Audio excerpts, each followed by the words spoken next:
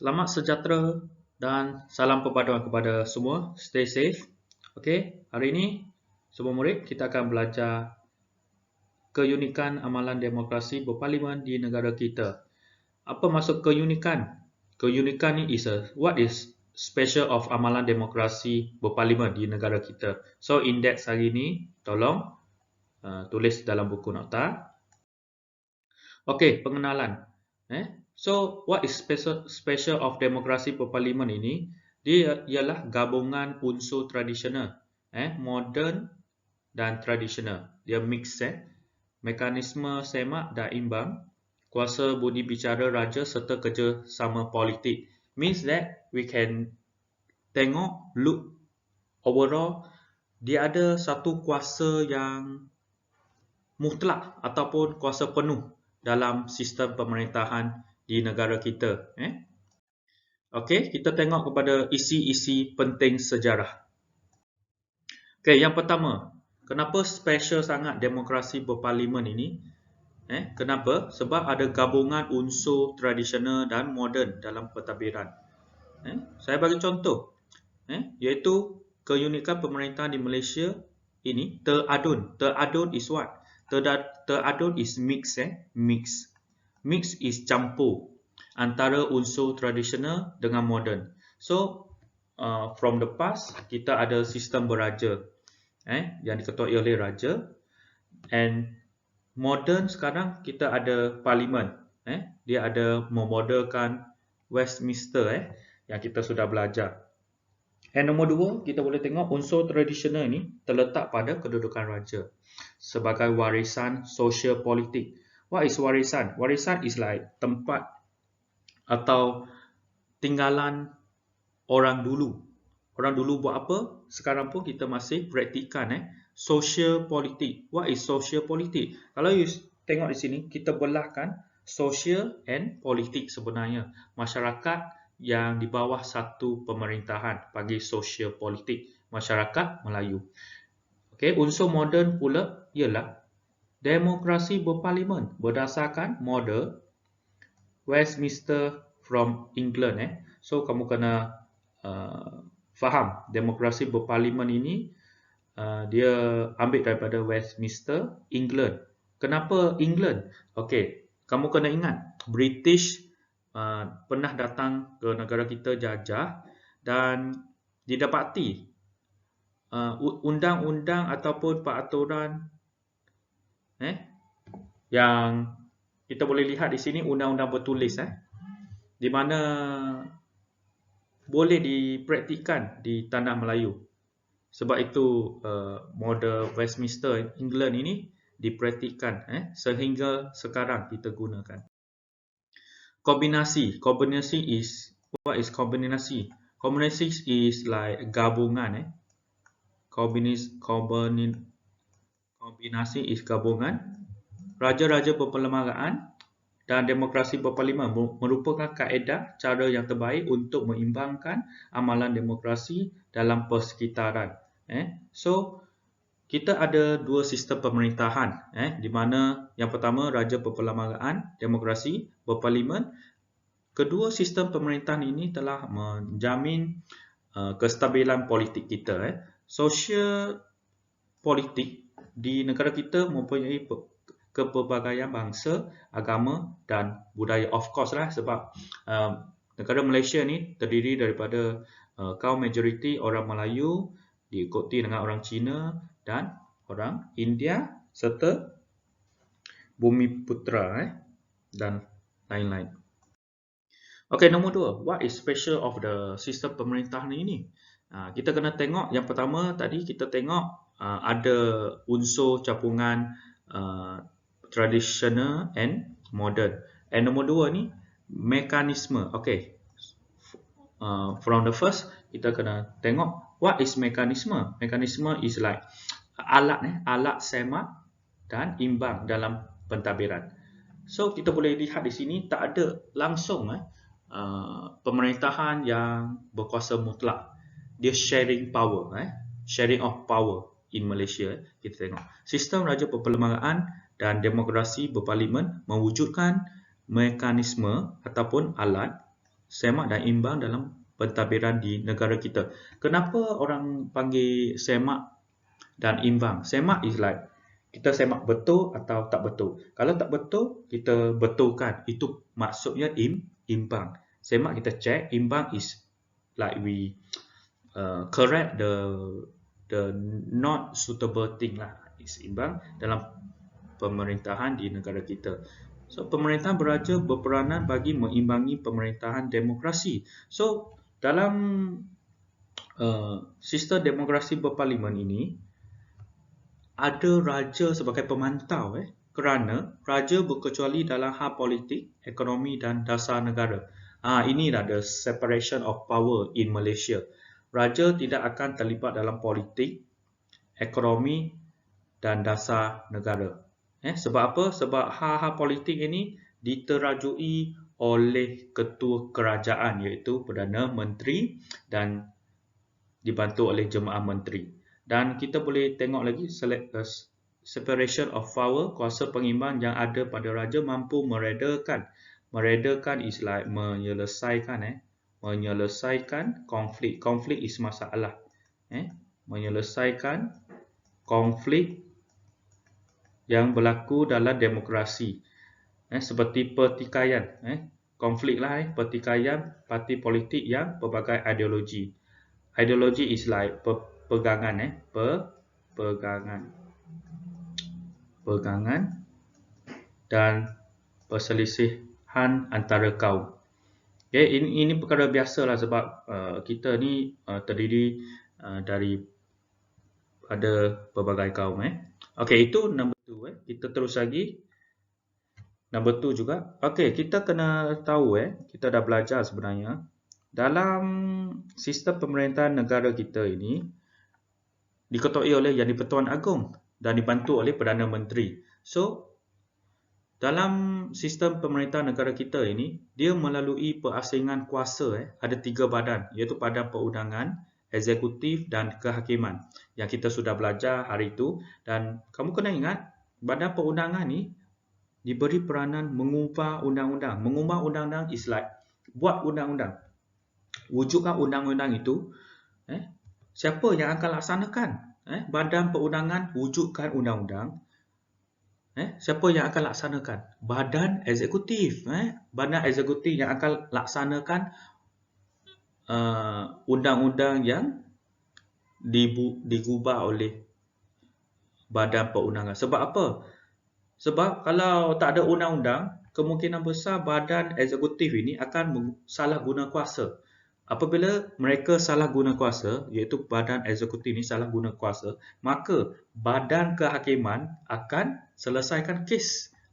Sekiranya timbul konflik, masalah ataupun kekeliruan, confuse, penyelesaian dibuat melalui Badan Kehakiman. So, you kena faham betul-betul ni.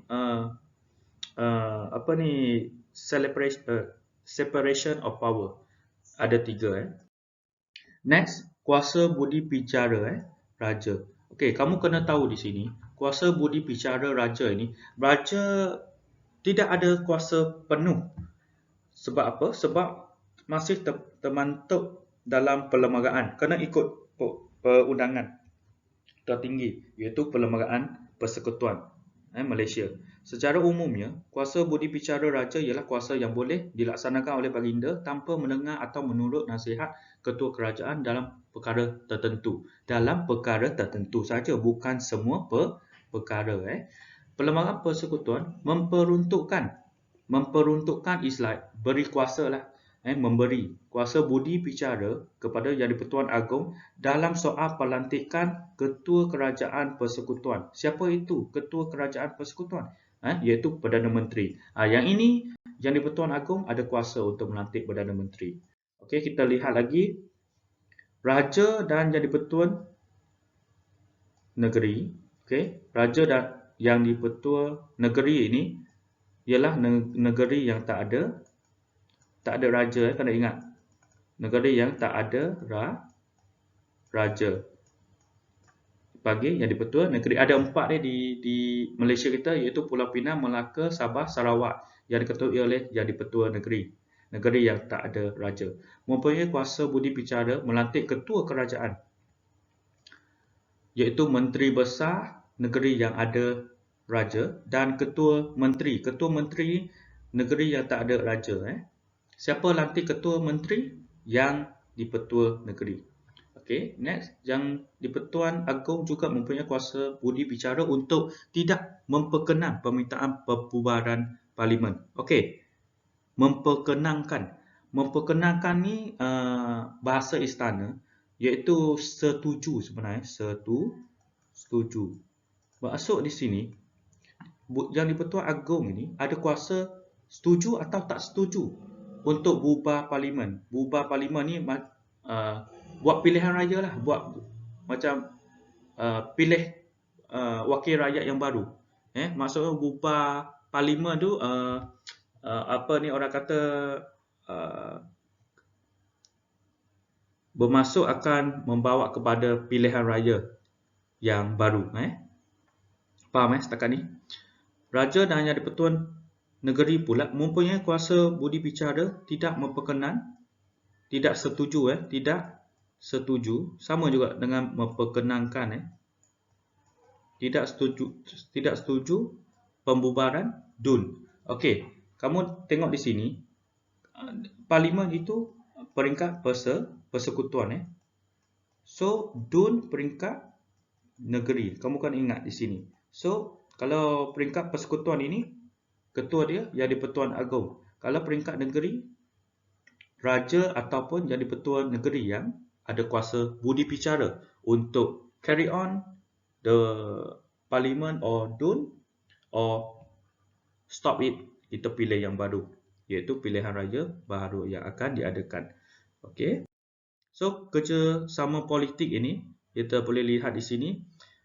Kerjasama politik ini menekankan soal perkongsian kuasa, separation of power antara kaum, prinsip tolak ansur, perundingan, perkorbanan, memastikan suara setiap kaum diwakili.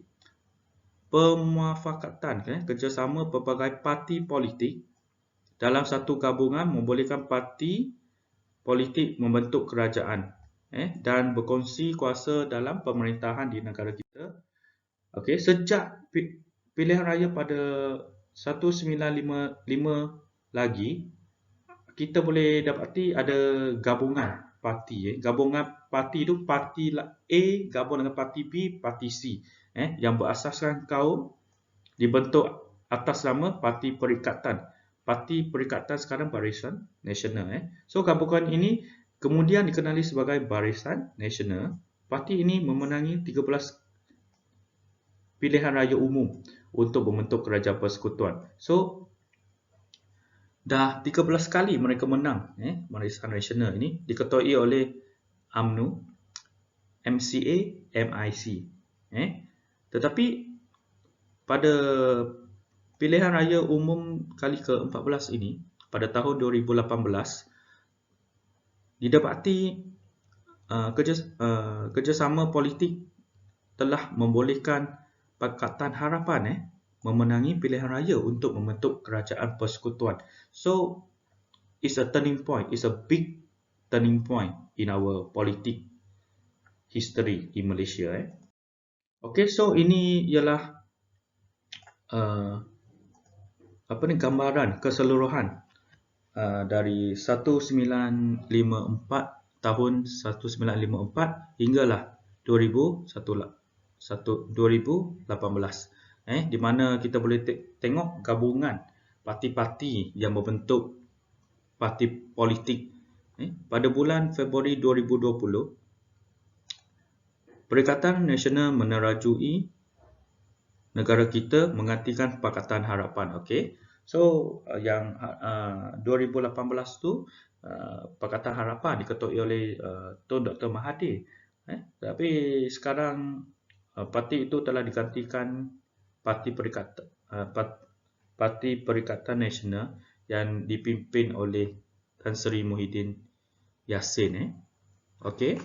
So kita teruskan lagi kesimpulan. Kesimpulannya kita boleh lihat secara overall, negara kita ni sangat unik sebab kita ada dua sistem pemerintahan, iaitu demokrasi berparlimen dan raja berperlembagaan, dan kedua-dua sistem ini telah mewujudkan kestabilan sehingga hari ini yang menjamin keharmonian masyarakat pelbagai kaum. Sebagai rakyat Malaysia yang cinta akan negara, kita seharusnya menyedari the importance of taat setia kepada pemerintah demi kemakmuran bangsa dan negara. So as a Malaysians, kita kena love our country. So pastikan kita praktikkan rukun negara sepanjang masa. So ini latihan, buat di buku latihan.